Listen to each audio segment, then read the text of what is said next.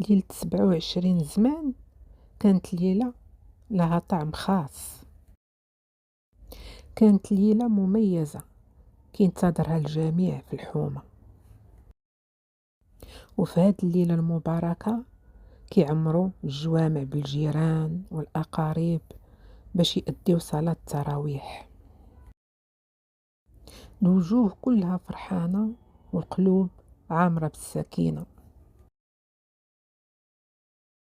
وبعد الصلاة تبدأ الأجواء الجميلة،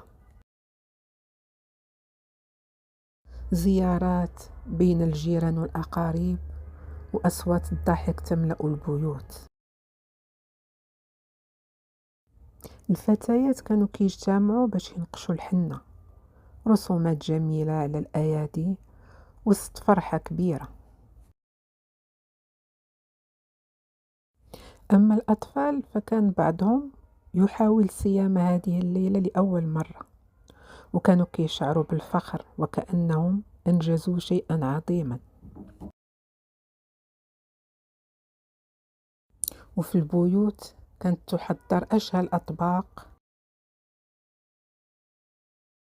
وكتجتمع العائلة حول المائدة عامرة بالحلويات وجلسات الشاي. ولا تخلو الجلسة من الفواكه الجافة اللي كانت كتضيف طعم خاص لهاد الليلة المباركة. كانت ليلة مليئة بالفرح والروحانية، ليلة لها طعم خاص في الذاكرة،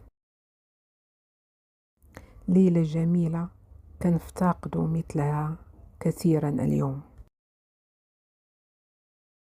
أيام جميلة جمعت القلوب قبل أن تفرقها الهواتف. من منكم عاش هذه الذكريات؟